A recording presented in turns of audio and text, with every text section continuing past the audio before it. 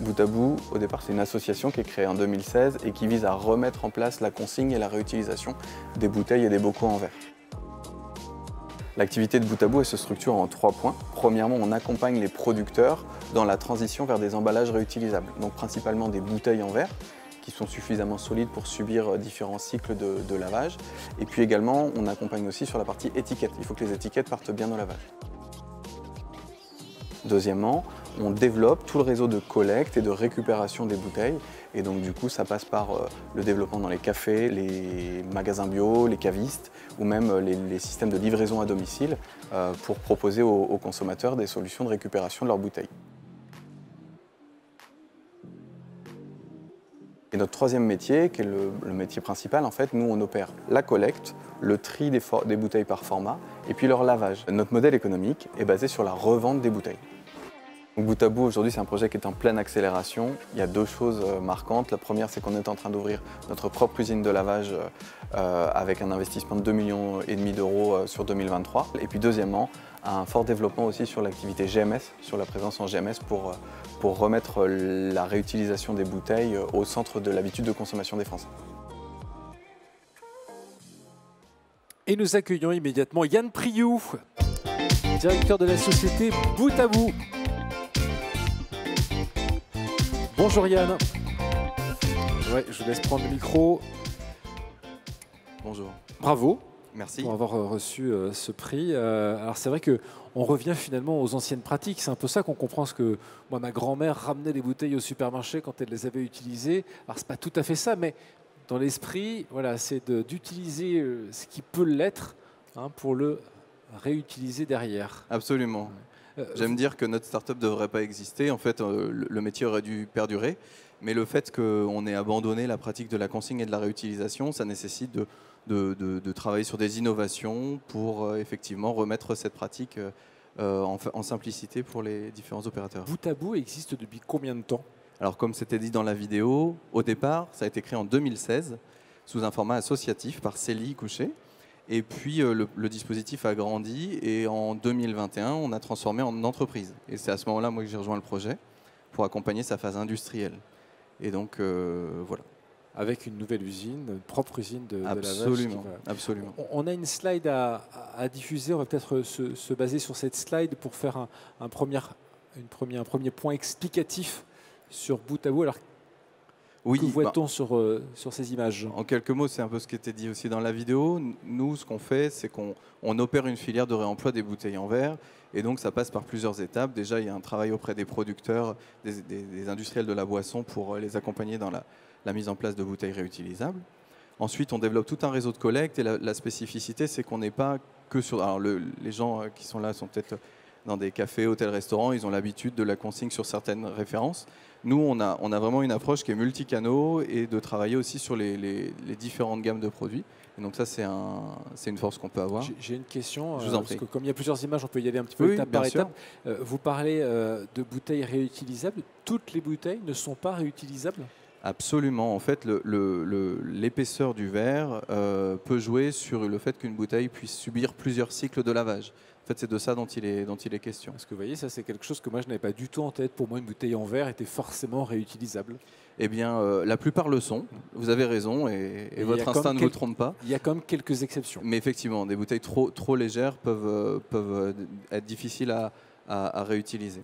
Donc il y a ça. Et puis derrière, il y a aussi toute la chaîne d'inspection et de contrôle qualité que l'on installe et qui est aussi clé pour garantir que chaque bouteille qui sort de l'usine est bien parfaitement conforme au fait d'être retourné sur le marché. Oui, donc vous allez déjà la fabrication de l'usine, enfin de la fabrication de la bouteille avant qu'elle ne soit livrée au cafetier, au restaurateur, à l'hôtelier, et que vous la récupériez. En fait, non, il y a beaucoup de producteurs d'emballage en verre et donc nous, en fait, on préconise un certain nombre de formats. Et l'idée, c'est aussi que la filière soit interopérable en fonction des différentes régions. Donc, l'achat de bouteilles réutilisables au départ. Et puis ensuite, nous, ce qu'on fait, c'est qu'on va collecter, on va récupérer les bouteilles, on gère toute la chaîne de traçabilité, on assure le nettoyage. Et c'est à la sortie, après nettoyage, qu'on va contrôler les bouteilles pour garantir qu'elles puissent être réutilisées une seconde fois. C'est ça qu'on fait. Vous avez effectué une démarche préalable auprès des producteurs de bouteilles? Absolument, on travaille avec... Comment est-ce que vous avez été accueillis? Auprès des producteurs de bouteilles en verre. Ça dépend des producteurs. Mais en fait, pourquoi le projet Bout à Bout fait de sens aujourd'hui et s'accélère, c'est qu'en fait, pour recycler des bouteilles en verre, il faut beaucoup d'énergie. En fait, il faut chauffer à 1600 degrés pendant 24 heures, de façon à refabriquer exactement la même bouteille. Quand le gaz coûte pas cher, à la limite, on a un modèle économique. Quand le gaz coûte très cher, la difficulté se pose. Et donc, en fait, certains industriels du verre essayent travaillent aussi sur ces sujets-là, en se disant que c'est un enjeu pour eux aussi, vis-à-vis du marché du plastique, vis-à-vis d'autres enjeux. Donc oui, il y a même l'industrie du verre, je dirais, accompagne le retour de la consigne. Ouais. Parce que pourtant, ça peut paraître assez simple. Alors, il y a quand même, simple dans le principe. Ensuite, je veux dire, il y a une complexité dans la logistique. J'imagine qu'il faut persuader les cafetiers de vous livrer les bouteilles. Puis, il y a toute cette collecte.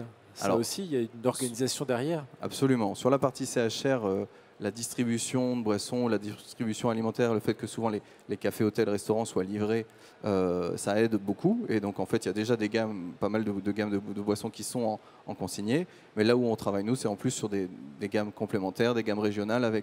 Là où le gros travail se porte, c'est sur toute la distribution alimentaire. Quand vous allez faire votre course, acheter une bouteille de vin chez un caviste, acheter dans un magasin Super U, Biocop ou autre, eh bien c'est là en fait où on accompagne beaucoup le geste retour du consommateur et la chaîne logistique. C'est là où il y a des enjeux sur la logistique.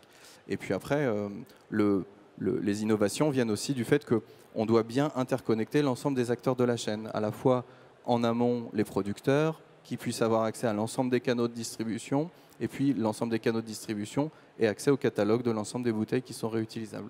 Donc les consommateurs ont joué le jeu assez rapidement de rapporter les bouteilles pour qu'elles puissent être lavées et réutilisées.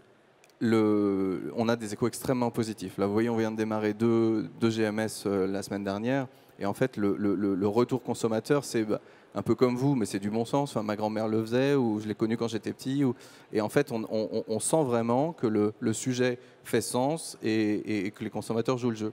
L'expérience qu'on a, nous, c'est qu'en fonction des dispositifs et des points de collecte, en café, hôtel, restaurant, on a 80-90% de taux de retour parce que le circuit, il est balisé. En magasin, ça va dépendre un petit peu de la communication qui est faite sur le magasin et de la sensibilisation des consommateurs, mais on monte jusqu'à 60-70% de taux de retour. Et une fois, et ce sera l'une des dernières questions de notre échange, parce que nous sommes un peu pris par le temps, je dirais malheureusement, parce que je pense qu'on pourrait en parler assez longtemps de ce sujet. Une fois que vous avez lavé les bouteilles, oui. Où vont-elles ces bouteilles? Où repartent-elles? Elles repartent chez des embouteilleurs. Okay. À la fin, nous, le modèle est vraiment de donner accès à des embouteilleurs, à des bouteilles qu'ils peuvent réutiliser et remettre sur le marché. Mais elles ne repartent pas forcément à l'embouteilleur d'origine? Absolument. Okay. On opère une filière avec des emballages, des contenants standardisés. Et en fait, comme ça, un emballage de bière peut servir pour une bière brune à un moment et puis repartir sur une bière blonde au prochain cycle. C'est comme ça que ça fonctionne. Donc, prochain projet, c'est l'usine qui va vous permettre d'être autonome dans le lavage. Absolument. Et ensuite? Prochain projet, l'usine. Et ensuite, on a un vrai enjeu de déploiement, en fait, parce que c'est des marchés de volume. Et donc, du coup, on a à cœur de pouvoir couvrir le territoire avec d'autres projets. Il y a d'autres projets, il n'y a pas que Bout à Bout. Et c'est ça l'enjeu, c'est de couvrir le territoire et d'apporter une solution à l'ensemble des Français pour pouvoir remettre ce standard de la consommation, de la consigne au centre de la consommation des Français. Voilà. Merci infiniment. Yann Prigneux, encore bravo pour ce prix Syrah Future Food que vous avez reçu ici au Syrah Lyon 2008, entreprise Bout à Bout. Vous avez un stand où on peut venir vous voir? Et non, pas cette année, mais après être venu, je me dis que ça ferait beaucoup de sens. Ouais, bon, en tout cas, si jamais quelqu'un veut échanger avec vous, je pense que vous êtes d'accord de rester quelques minutes pour échanger avec les gens qui seraient intéressés par en savoir plus sur votre projet. Le temps d'une pause, 10 minutes tout au plus, et nous allons nous retrouver pour la dernière table ronde de cet après-midi, ici sur cet espace Syrah Food Forum, avec une thématique simple, alimentation et territoire. À tout à l'heure.